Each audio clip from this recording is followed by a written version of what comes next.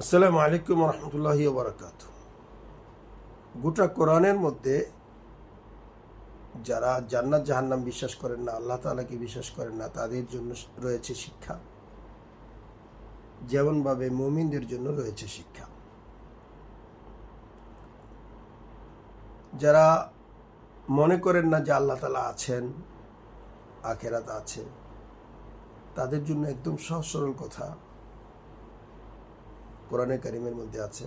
বাদা আউযু বিল্লাহি মিনাশ শাইতানির রাজিম, বিসমিল্লাহির রহমানির রহিম। আফারাআইতুম মা তুমনুন আআনতুম তাখলুকুনাহু আম নাহনুল খালিকুন নাহনু কদ্দারনা বাইনাকুমুল মাউতা ওয়া মা নাহনু বিমাসবুকিনা আলা আন নুবাদদিলা আমসালাকুম ওয়া নুনশিআকুম ফীমা লা তা'লামুন। এই যে কিছু আয়াত, আর এর আগে কিছু আয়াত। আগে কি ছিল? আইযা কুন্না ইযামান ওয়া রুফাতান আইন্না লামাবউসুন ওয়া আবাউনাল আউয়ালুন কুল ইন্নাল আউয়ালিনা ওয়াল আখিরিনা লামাজমুউনা ইলা মিকাতি ইয়াউমিন মা'লুম। আমার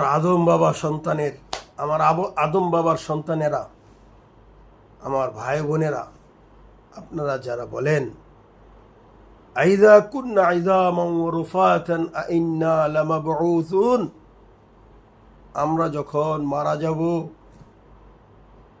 আমাদের গায়ের গোশত যখন মিশে যাবে, হাড় গোড় থেকে যাবে, এরপর আমরা রুফাতান, এই হাড় গুঁড়ো গুঁড়ো হয়ে বালির সাথে মিশ্রিত হয়ে যাব, বালির মতো হয়ে যাব, গুঁড়ো গুঁড়ো হয়ে যাব, অনুকণা হয়ে যাব।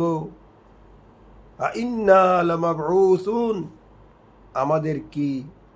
আমাদেরকে কি নতুন করে পুনরুত্থান করা হবে? আল্লাহ পাক রব্বুল আলামিন বলেন, কুল ইন্নাল আউয়ালিনা ওয়াল আখিরিনা লামাজমুউনা ইলা মিকাতি ইয়াউমিন মা'লুম।